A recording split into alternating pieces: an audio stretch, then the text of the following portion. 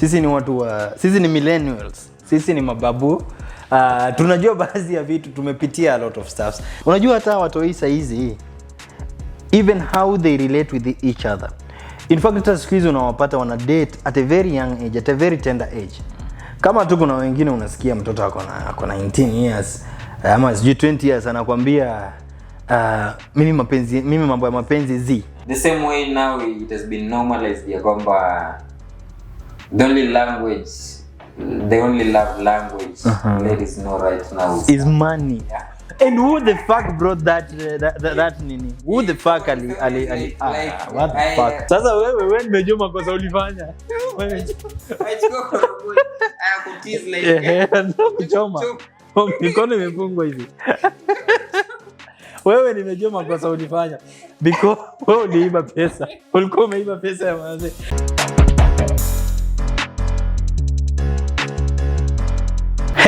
Hello guys, welcome back to our YouTube channel, and of course more specifically welcome back to our Speakers Corner podcast. Of course, you know, this is the place to be. This is the place where we don't limit anyone's opinion.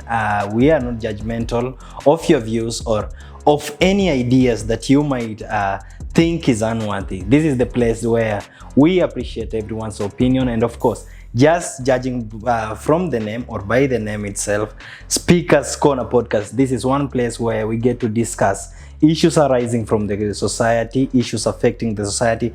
And of course, today I have our wonderful guest. Of course, he is no longer a guest. He is a member, and I hope, or I thought so, because I'm sure you have guessed right. Of course, it is Almond Shaha himself. You can see. Yeah, he's just there, a daily person by physical judgment, but a very cunning dude if you get to know him.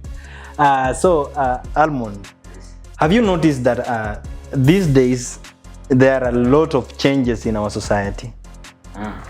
Things are not as usual, right? Especially if you are a millennial and you are living in this Gen Z generation, you know. Sisi tulikuwa tunalelewa tukijua society na yani inafai kuwa na mambo mengine sana zenye tukiona saa hizi, yani it just doesn't up. Yani just starting with the basic things. Have you even noticed watoto wa siku hizi hata wanalelewa na design, hata wanalelewa na wazazi? Sisi tulikuwa tunapigwa, unaambiwa ukisikia ni slippers ya red inatolewa hapo. I think hata mzazi mwenyewe ako in the sense of no. Yeah. I'm not to let someone to touch my child. Usimguze, umeona hizo? So zile makosa, it's like you're doing makosa and then you appreciate it, baba. In fact hata unapata mtoto, I have seen these videos TikTok, unaona hata mtoto ana point mama yake anamwambia fuck off, ama hata anamgombanisha na nini. Sisi bana, sidhani ulikuwa unaruhusiwa hata to just speak back. I don't think of it. You wouldn't, ndio? Yeah, so guys, precisely that is what I want us to discuss today. We have noticed that there are a lot of changes, a lot of stuffs that are back there it was not normalized or it wasn't business as usual, but these days it is the new norm of town. Yani saizi hizo ndo vitu inafanyika, and we are just here to highlight them and discuss and try to point out if indeed they are worth or ni vitu zenye zina to degrade or they upgrade our lifestyle. So Almond, just basically wewe personally, what have you noted that kitambo it was a bit different na siku hizi unaona ni kama I think I've noted a lot of things. Yeah, well, a lot of things. Point one, even hata tukikuja tu in the form of watu hii like sisi zamani ya leisure time used to be kwa field huko mpira nini changa kidogo and that. Yeah. Kwa sababu the earlier we used get to exposed kwa hizo ball hizo kwa uwanja, they had life hivyo sio? They had life. Sometimes uchafu kidogo and all that. I think our immune used to get unakuwa healthy vizuri. The immune is strong. So in case uko mgonjwa kidogo and all that, but saizi mtu wiki kuchezea matope and all that, it's primitivity, ndio? In the sense saizi mtu wiki za kuja na nguo imechafuka and all that nini. mama anakuwa mkali nani aendoka nakuwa mkali no kwa nini tutashike mchanga kidogo nini kumuonyesha mkono no see there that so I think I really think it makes like it brings out like where the society is raising some weak generation. When exposed to the hardship life. To the hardship life na nini. Yani hata health issues, mtoto anakuwa na health issues growing up because hata pia nadhani pia chakula, si ndio? Exactly. The food yenye pia wanakula because hata nasikia mtoto akizaliwa tu kuna a certain meal wanaita naan. Unapata the mother doesn't want to breastfeed the child. So ana decide ana opt kubuy hiyo naan and stuff so wanamfeed. Na nasikia sijui inafanya mtoto ana grow haraka anakuwa mnene. So you see ukilelea mtoto kwa certain meals kama hizo, of course huwezi expect immune system yake ikue hivyo strong kufight na nini, si ndio? Sisi tulikuwa by the time inafika jioni the only thing is mine ni kukula na kulala. You are shughuli mingi mchana.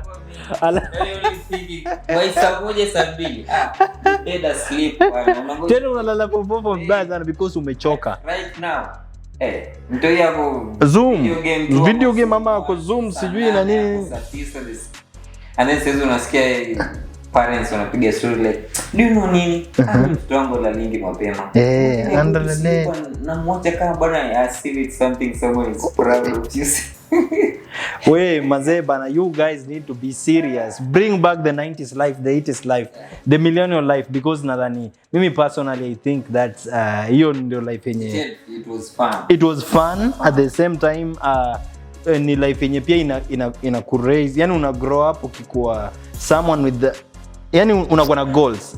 I want to believe una grow pia ukijua because and you know the sad part of this is that these children wana grow hivyo hadi wanafika maturity. In fact just the other day kuna mtu amekuwa na trend na sound yake sijui between my interviews TID alikuwa anaongelea kuna dem fulani nadhani Mtanzania tu uko hivyo, alikuwa anamwambia huyo dem nadhani alikuwa amepost video ni kama anajifunza kusonga ugali na nini, and this girl ni kama alikuwa yani ajui, and she's someone above 20 years ama sijui yuko 29, 21 or 20 or 19 hiyo to age, and it was like wakati TID alipoint finger akimwambia wewe kama huwezi kupika ugali hata unaweza kuosha your underpants, and the lady akakuwa amekamava anamwambia unafikiri mimi ni mzee mbabu kama wewe na nini? Do you think that's right? Mtoto ku grow afike hiyo age and they cannot even cook. I don't think it's right. I think says the society is normalizing that. Like you're not really supposed to go into like you're not really supposed to like really work for something as long as you have it. Hata kama hujui kupika but you can employ someone. You are okay. And you can be very mad kwamba if food sipo yet you don't know how to cook. So people are normalizing the fact that we can really make someone do something for us. And it's just okay with that. So it's normalizing slaving. You know in some other words that's just slaving. As long as you or let's say you are promoting capitalism. Exactly. Once you have the money you can make other people do some shit for you, in fact shitty jobs for you. But that's not right. I think it's just basic that we should be capable of doing some other things for ourselves. I think health wise is just good. When you get involved in like exercise and all that, you're not just doing this. The cooking, it's some sort of exercise. Kwa sababu you find now like somebody afanyi kitu like totally. So hata upate somebody anatembea young age kama hata yako anatembea stairs and all that nini. Kwenye unapata not maybe doing exercise. Says it has been normalized kwamba it's prestigious kula the fast foods. Yeah. Kula hizi foods za kitambo like primitive. Very primitive. Like when, like somebody is like ungeje hoteli kama unaitisha ugali. How? Sasa hiyo yani sasa ni junks. Wanataka kule kuku manini nini? Burger, doll stars nini. Umeona? So like if you're doing that, you're not fitting into the society. Yeah. But if you're not doing that, awe ni msewa kitambo man. And you know, just on that note, pia hata siku hizi mama fua ni fashion. Sijui kama ume notice that thing. Mama fua right now ni fashion. Yani she is the talk of the town. Kama unajifulia wewe no. Yani ina sound vibaya sana like, and I think that's not right. I think we are not heading at the right place. Yani inaona ni kama just like ulianza kusema we are raising a weak generation. And you know, they just don't become weak physically, even emotionally. Hii generation tunai-raise, Gen Z ni generation pia emotionally wako weak because I think me sometimes I'm always impressed with China. I don't know if other European countries do that, but I'm always impressed with China. Because umeona like sisi kitambo, we used to get ourselves involved in so many things like they trigger and test our minds in different areas. Yeah. Umeona? Like sijui mtu amekuja ameunda gari ya waya, sijui ameunda waya. Hizo Umeona do that. So yani kitu ina take brain, triggering our brains in any possible dimension and unaweza kuwa attracted to. The same na China. The China I think that no make or decide. Utapata watoto sijui wamepelekwa sijui like children wana grow wakiwa sijui wanafunzwa kama like I saw a video yenye watu wao walikuwa ni kama wanajenga nyumba like what do they call them? Watu wanaunda nyumba like masons in a professional way. Is it architecture? Yeah. Okay. Like they've been there, wanafunzwa 1 2. Yeah. Like this room. They're building a gorofa but in form of props. Nyumba ndo that nini. Na ni watoto sasa hiyo. Umeona, and it's kind of a warehouse, umeona. So wakati sisi huku tunadanganywa with being given PSS and being told kids they should do this, they're teaching theirs the opposite. Like tunatolewa in our culture, in what really we believe in. Tunaanza kufidiwa what we don't. So what we don't. Right now we don't have watoto wengi, they're not innovative. And again, I think someone should correct me if I'm wrong. I think China or even North Korea, those Asian countries, they are very strong with their roots. Hata nadhania kuna sijajua ni country gani, but I guess North Korea ili ban TikTok, something to do with that, because haitaki citizens wake wakuwe wafidiwe something yenye, because again you see these peer platforms at the same time pia zinatuuzia life yenye it's not right for us, umeget? Because unaona mtu pengine majuu, mtu Berlin anaishi life fulani, they go, yani wanaishi to some fancy sort of life. So pia na sisi tunataka tujiweke huko, when in real sense we are tuna forget backbone yetu. Unaona kama China sasa, for instance, ukisema they are, unapata watoto wadogo wanafanya hiyo, wanaunda hizo nyumba in form of props. I don't know if CBC pia ina target kufikia hapo, or that's the let's hope so. But again, you will notice one thing about China is that wamefocus energies zao mingi sana kwa mambo ya ujenzi na nini. But do you know okay, also in terms of CBC, there's going to be a very big challenge, because I overheard a parent akisema like no, this is too much work for our children. I think so. He's like naye tena ana complain. He's like no, this is too much work for our children. Like I think children should just do what is enough. Like they should not be so much exposed to work and all that. Like sijui atienda unda nini, sijui kuja nani. They don't want their children to be disturbed. And now again you see, maybe the parent was complaining in an angle of maybe finance, because one thing I've heard about CBC ni inanyorosha mkwanja vibaya. Possibly. Unless kama it was in that direction, but ikiwa tu it's like sio ati complaining because mtoto wangu anapewa too much work, sio ati enda unda nini kuja nayo and all that the next day it's not right. Na sasa okay, that aside, back to what we were talking about, hii story ya Gen Z. Unajua mimi niko na issue na Gen Z kabisa. Niko na issue because mimi mwenyewe ni millennial by the way. Si ni watu wa 1990s. Sisi tunajua baadhi ya vitu. Sisi ni millennials. Sisi ni mababu. Tunajua baadhi ya vitu, tumepitia a lot of stuffs. Nadhani hata some of these kids hata hawajai kuona paper bag.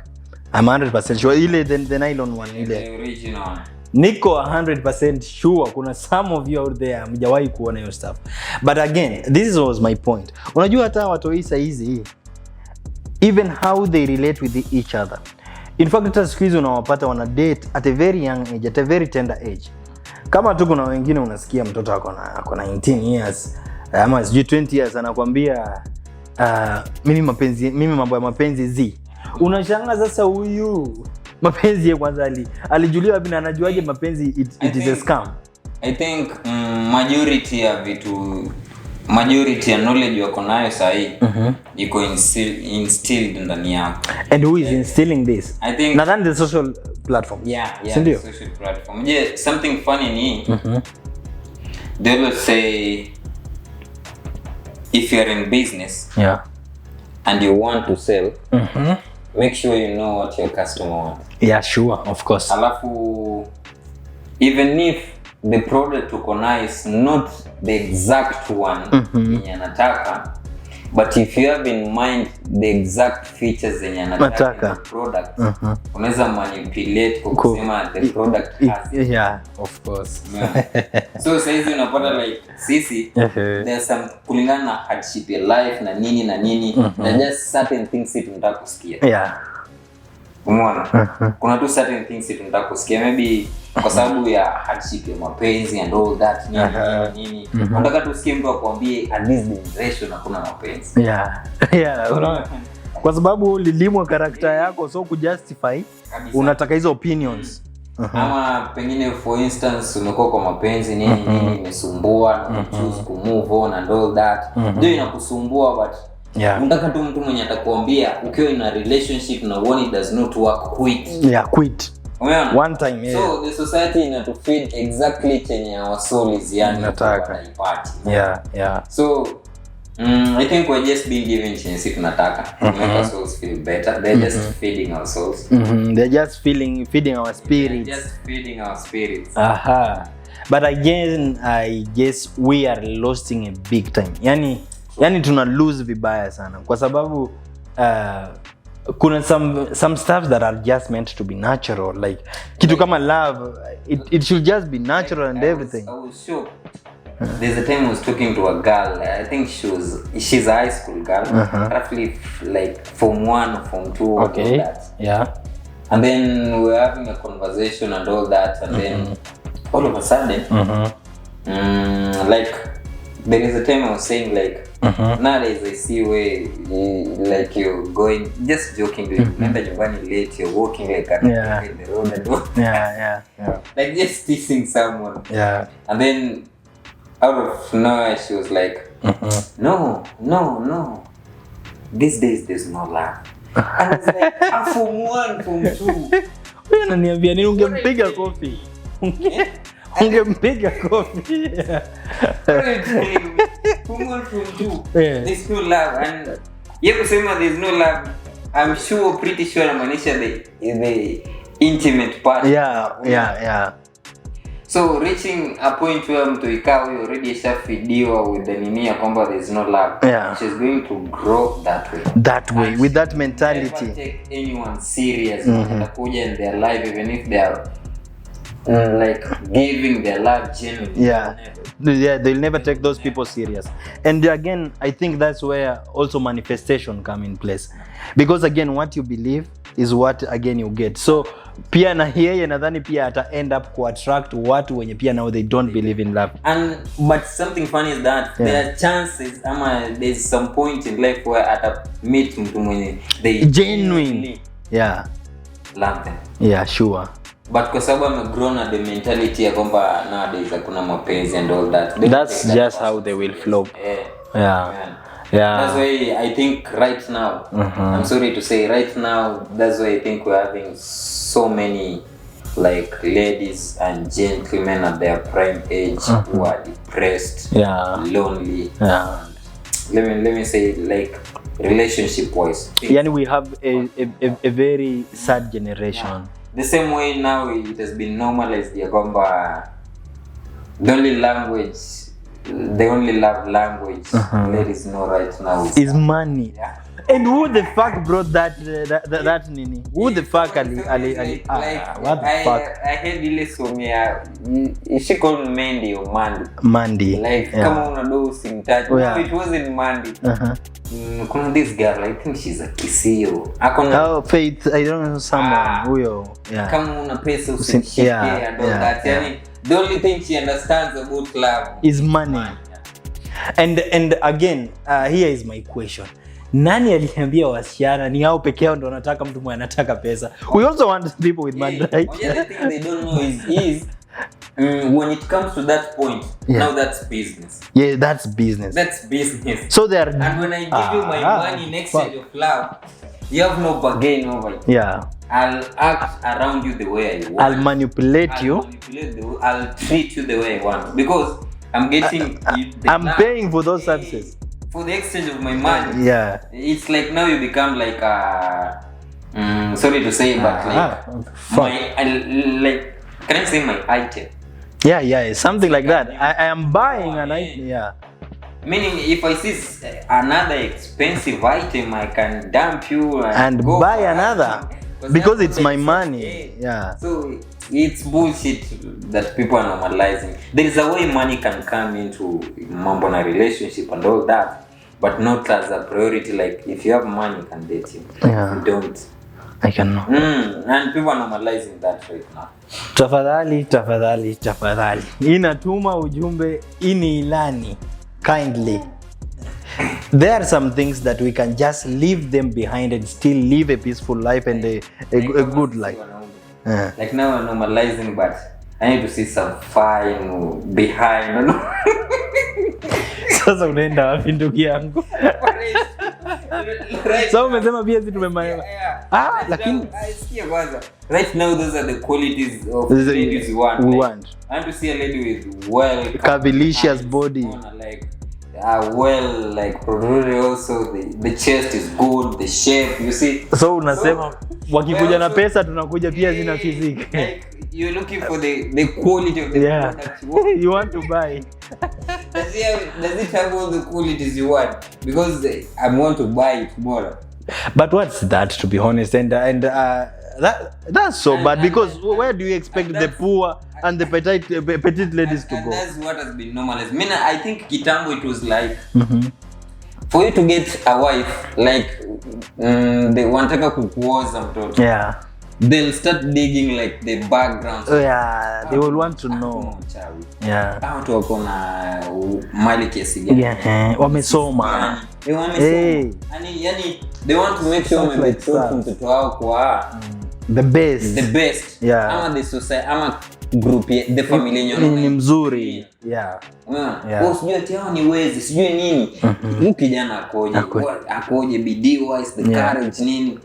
Those are the things. Saa hizi finance. Alafu unakuja unaambiwa ndio mtoto. Unapigwa, mzazi amenipangia product yangu. Mzazi amenipigia structure, amenifanyia assessment.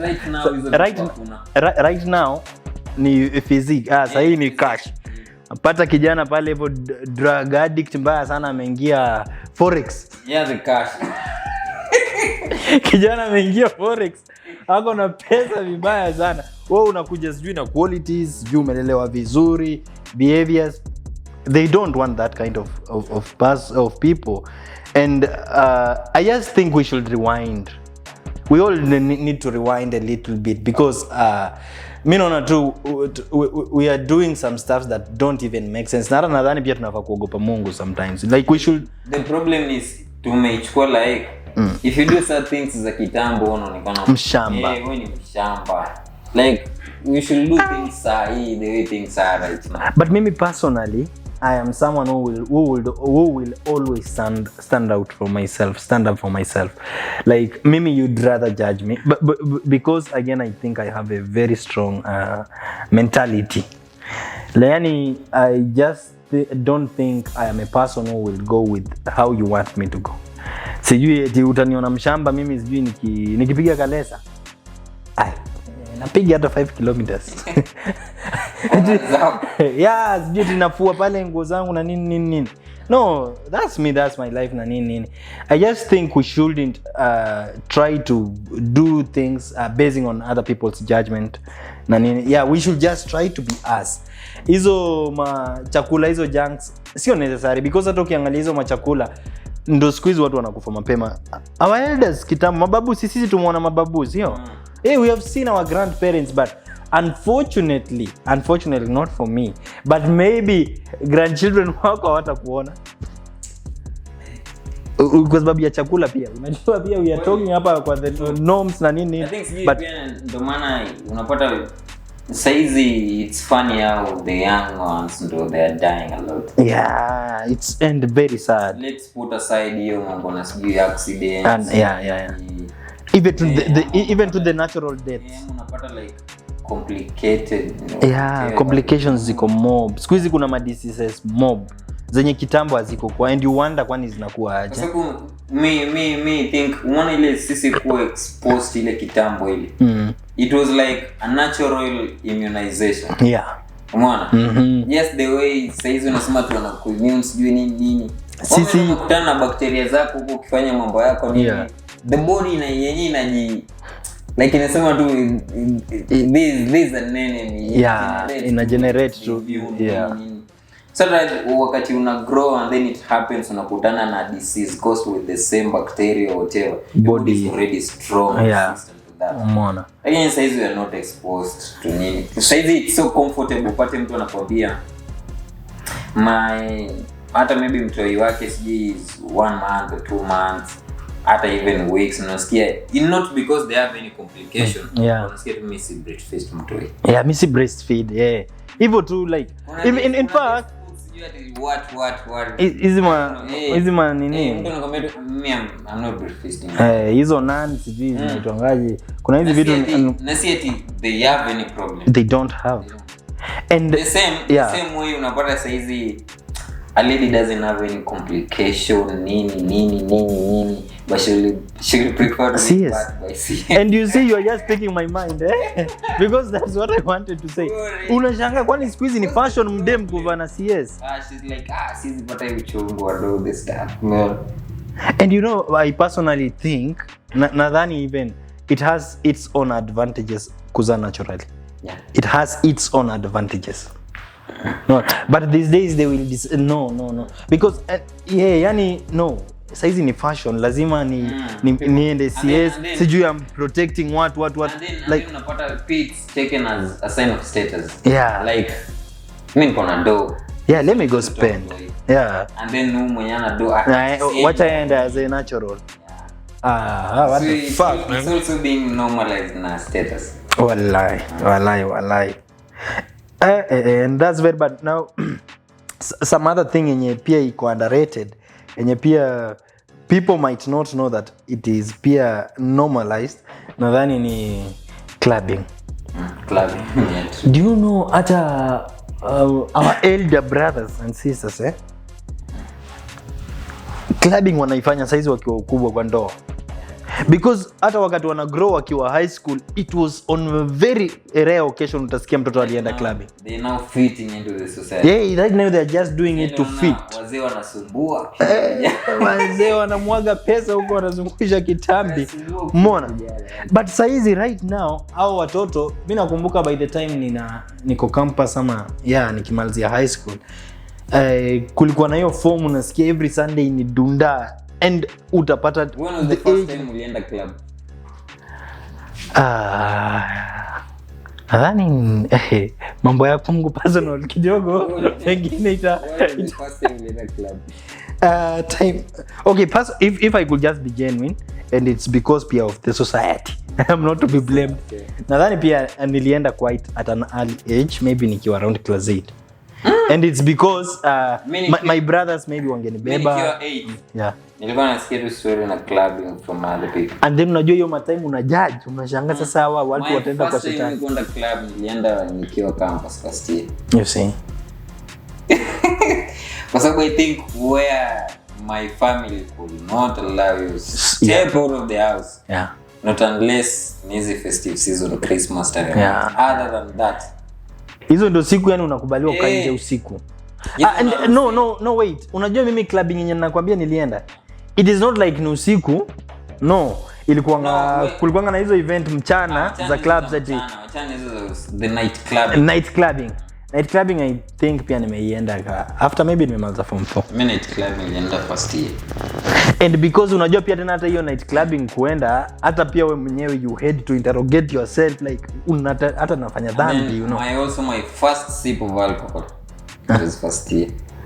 Oh. Now away from the family now. And you know currently or right now if ukipata mtoto anakuambia eti yeye anaonja pombe mara ya kwanza akiwa first year anakamshamba sana. Yaani wanamuuliza wewe umelele. Wewe unatoka Uganda nini? It's normal. Very normal yani hata pia nadhani pia wazazi pia na hata they are the one wana second this stuff because huwezi ukavisit home ya mtu ukakosa pombe kwa fridge. And it's just a family na nini akona pombe kwa fridge.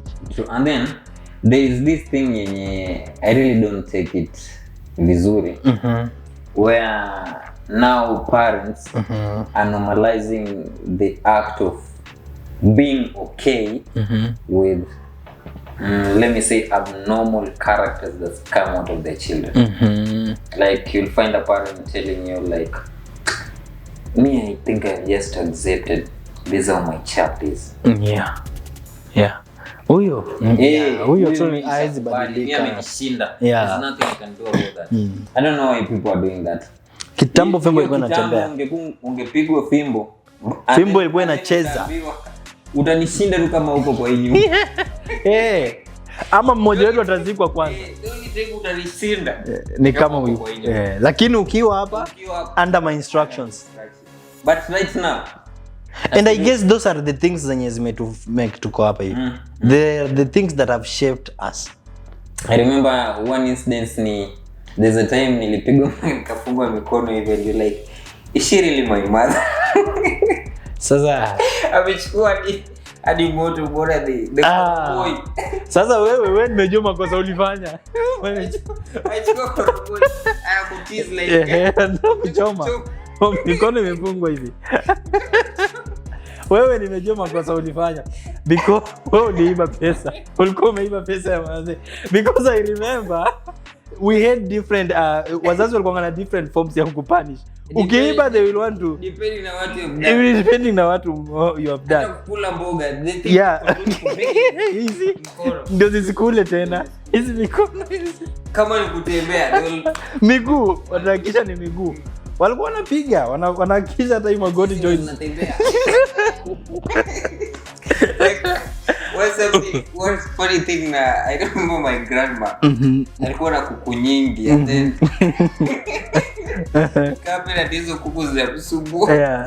Ikifika jioni zimeenda kutembea zinarudi. So one fine morning akamka and she was like hizo kuku zitanitesa. Chukua nyundo. So ilikuwa anachukua kuku moja napiga mguu. Ikiingia kwa nyuma. Sasa ndio zisiende mbali. They just protect you. Now you see the knowledge, the amount of knowledge those people had. The only thing alisema azifungi. Yeah. Alikuwa anapiga tu mguu. Wewe na kulemaza tu kwa kiwete utazungukwa. Now you see siku hizi mzazi kupiga mtoto is a big deal. It's a big deal. Utasikia therapy, mtafutie therapist. Unapeleka mtoto therapist, mtoto aje kwanza. Mimi nisiyeenda na therapy. Ni kama sasa hizi unaweza enda kwa like uvisit mtu. Na usikie mtoto anakuja na kupiga kofi pana. Baba acha. Wacha usipige mgeni. Ama anakuja simu yako iko hivi amechukua na siku hizi anapenda simu. My phone bana. I think kitambo sisi watoto yenye ukiona mgeni around, you have no business there. Yani mgeni akiingia hakikisha nyinyi mnacheza huko. Yeah. Kuja. Hiyo ni shida. Ndio nitaenda watanyamaza. Lakini wakienda ulikuwa unachunwa mpaka unachana. Especially time ya chakula. Wakati wanasafu. Not to rotate around again. But saizi wewe ni mgeni umeingia kwa nyumba ya mtoto, unapata mtoto anakuchezea na kusimamia kwa mabeg. You just like anakuja anaanza kupick your food. Anapenda kula. Anapenda nyama huyu. Na watu sana. Unashangaa jameni. Kweli jameni. Atatalia, usimnyang'anye atalia. Kwanza sana simu. Usimnyang'anye atalia. Me really don't piga kibare hapo ushangaa. Like sijui. Even nadhani hata hizo policies zenye gava ilimeke ya withdraw corporal punishment, nadhani walifanya makosa. Like it was very bad because nadhani hata sisi some of us hata maybe kupita mitihani ni because ya woga ile. Ukifail kuna mwalimu fulani anakuanga mkali na nini because okay there has been some issues yenye mtu ime happen, maybe amepiga mwanafunzi na ika escalate kwa another problem, but those are minor cases, unaget, ama ni chache considering. Ukiangalia the brighter side of it, imesaidia watoto wangapi this can, because wazazi wenyewe nyumbani they used to punish us. Saizi mtoto wa mtu aguzwe, ndugu yangu, achana na yeye, hata usijaribu kumwongelea. You know saizi like also families zinajipata ziko in fights kwa sababu ya watu hii. Yeah, of course. Like unapiga mtoi wangu kwa aje, yani majirani. Forget about even majirani, families like too. You and your wife. Kwa nini unampiga? Demu yako anakujia tu juu kabisa. Kwa nini unampiga? Ama unampiga hivyo kwa nini? Like anaongelesha mtoto. She gets just mad at you. No, the best way ni kuongelesha mtoto, usinipigie mtoto. Ulisikia uchungu ya kuzaa wewe kweli? Bana. Umeona? So kuna those nini pia saizi the society is normalizing like no, mimi huwezi piga mtoi wangu. And you're the father. Ama hata kama atakuongelesha they just become mad. Hata kama like a man. Pendo koje no, you cannot piga mtoto wangu. No. That's why you find saizi you find the society na grow like mimi ni mtoi wa good. Yeah, umegea. Kuna ile sense yenyewe wakati madam amekuona umefanya makosa na amekuja juu, mzee ukuja na kugado, unaona. So mimi ni mtoi wa good. Mimi malezi nipigia buda kiwa around. So unacheki. And then pia unakuja kwa inform ya madhe. Mimi ni mtoi wa madhe. Yeah. Mimi buda hizi nipige kama madhe yako around. Yeah. So anaweza kufanya makosa na disappear. Mzee anakujanga saa 7, atakuja saa 7. So unaona tuna end up kure generation moja yenye iko so biased, generation yenye ime lack information ya vitu mingi, because mimi tu kitu nilishtuka ni eti unaweza pata mtoto amefail mtihani and mzazi anaamua eti kumpeleka kwa therapist. Advice. It's normal to fail. Na tunajua kwa therapist kwanza nadhani unapewanga pale, nasikianga services moja hatari sana. You explain yourself kwa nini you failed, and you see during this period ya wewe kuji-explain you can find excuses ya kupeana why you failed, because in fact they will motivate. You know, next time just try, and yes, it's okay, it's normal to fail. Buda tulikuwa tunapigwa unalala chini. Mimi by the way ninakumbuka nimevunjwa mkono hii na mama yangu. Just like you said, sometimes unapigwa mpaka unajiuliza kama mama yako. Mimi kuna time nimepigwa nikavunjwa mkono just because nilifail mtihani. And it wasn't that I even failed. Unajua mzazi alikuwa amezoeanga na perform Mungu kiasi fulani. So this time umekuja na umefail kidogo. I remember my mom alinipiga. So ile icebreaker kabisa, akaamua kunifunga mikono, akanifunga miguu, na sijui alikuwa na nguvu kiasi gani by the way, because alinibeba unaona kama kwa Undertaker kwa rezo hivi, and then they hit you down. That's what my mom did. Msee bana, nikavunjika mkono tena. Baada ya hapo nimepelekwa nimekimbizwa vibaya sana, wakapata bone imefracture just because I failed exam. Nadhani kutokea hapo hivyo si kwa ya mkapitani mtihani. Like najua cha imeningoja. Because nikaanguka hii mtihani. Sitaweza. I think wanasemanga sijui ati tough times creates tough people. Yeah, and we should just go by that analogy, I think. Now people are enjoying some good times and it's creating some weak people. And you see kuna some other things zenye zinafanya watu, yani kuna some false analogy, some watu wamekuja na ideas false zenye ndo zina mislead people. You see kuna hizi ma statements kama YOLO, you only live once. Yeah. So mtu mimi naishi tu na sevia nani na kufa kesho nani, so you go out just ruin your life and that's not okay. So like I have some personal thing. Okay. I think I once mentioned this. Okay. I remember there is a time I was watching I think it was a wedding ceremony. And then there's two instances. Like one, they were saying vows, and then it reached where now the lady was being told that to say, I will respect my husband. And then on the word of respect, she laughed. And then she couldn't say the word. And then the funny gentleman was also there laughing. You see, that's what. Puny lambistic was there laughing. When I think the only way we men appreciate the love is through respect. But wewe dem ana take vows, wanamwambia I will honor and I will love and respect my husbands, and they just say I will love. Yeah, she doesn't want to say I will respect you. Why would you want to fall in love or get in marriage with someone who will not respect you? And on the same note, your marriage and taking vows, you will notice that these days marriages, they will always try to mention something like, do not touch your husband's phone. Like, that's another thing. Unasikiaga wanasema ati simu ya mumeo hiyo ni usiguze, ni kitunguu. Itakutoa machozi. Simu ya mke wako hiyo ni kama sumu. Itakutoa kitunguu, itakutoa machozi. I think in other words, me normally take it as now the society has accepted and is appreciating now that in marriages infidelities must be there. Yeah. Only that, like you can do it, but it's like it's putting out like protective measures to you, like ndio utafanya lakini already nishaona huyo kwamba asikuje kutafuta. Umeona? Yani it's like just saying just go and do it as long as I don't know. Yeah. As long as I don't know.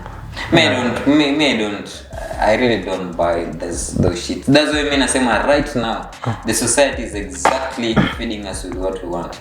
Yeah. Kwa sababu unaweza kuwa in a relationship na unajua hata maybe hata usiweze ukodice taking vows and all that, but you still have a string with whatever ladies. Yeah.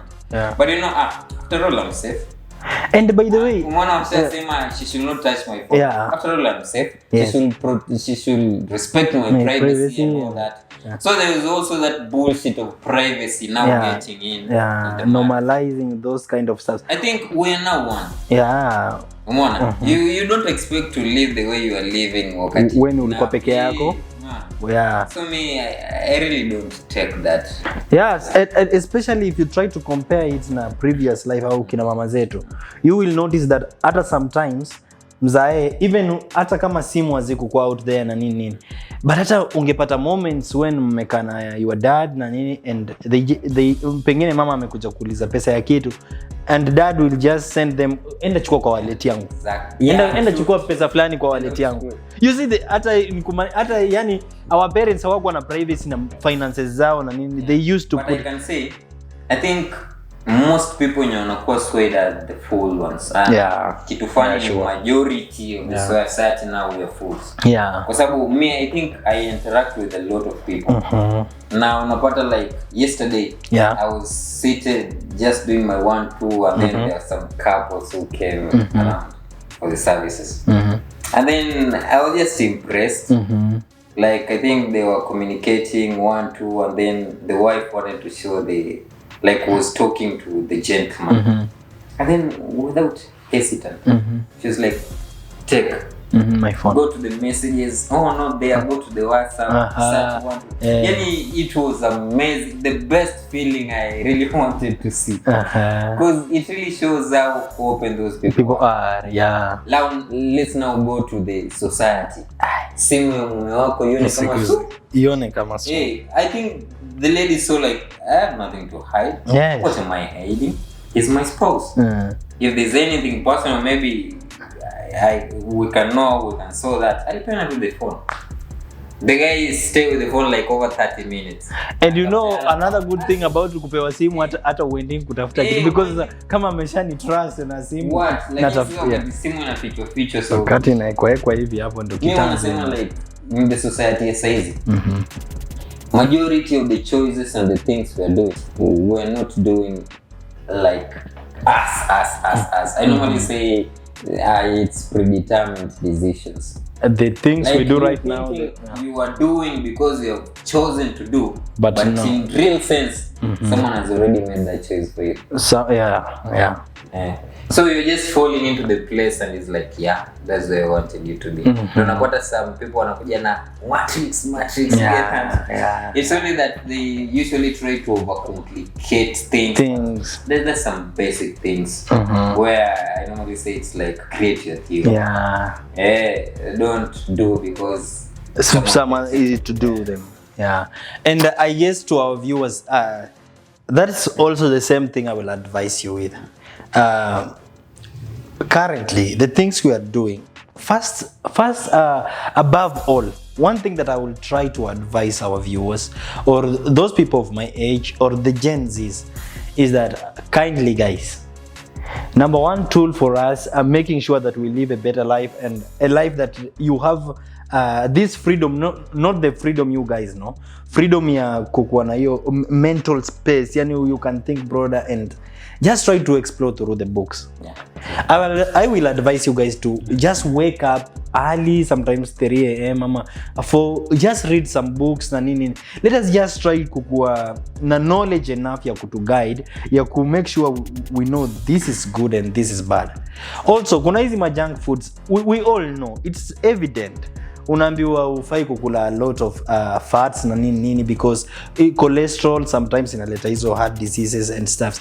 It is just yani ni kitu obvious that we should just avoid drinking of alcohol nini cheating and stuff.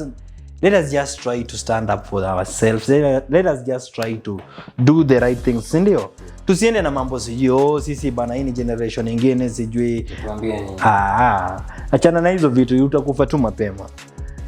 Any advice? I can say they always say you are what you think you are. Yeah. Like you really believe you want to live long. I always say you can. If you strongly believe you can live long.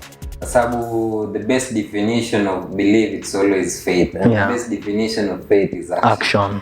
So if you really believe you can live, unless it's out of your hand. But if you really believe you live long, you can live long. That's true. Maybe if you eat junk and all that, you affect your health, you try to do anza kula kienyeji to make sure you get fit and all that, you try to make sure be fit and all that. So it solely depends on what you believe. What I can tell is let's not follow the masses. Wanasemanga most often when you follow the masses like the majority of the people where the masses are, that's where maybe unapataga it's the lost direction. Try just to be yourself. Do your thing the best way, your own way, believing in your own self. I think that's the best way we can go about it. That's the best way. What are the masses and then thinking of how people will think, tunazama wote yourself that you fit into the society. Tunazama, si ndio? So guys, that's it. Najua norms ziko mingi sana. We have like thousands. Tukasema tuziongelee zote. We won't manage, but those are some of the fews that we are just tumejaribu tu ku highlight, point out. I hope you are with us, and I also hope that you know some of the norms that you would want people to know, and the ones that you will want people to note and also do away with them. just comment right below there the norms that you think hizi nazo hapana ziko exaggerated na nini ama haziwezi. Yeah, of course, presenter Dante alongside Almond, and this is Speakers Corner podcast. So majama, until next time.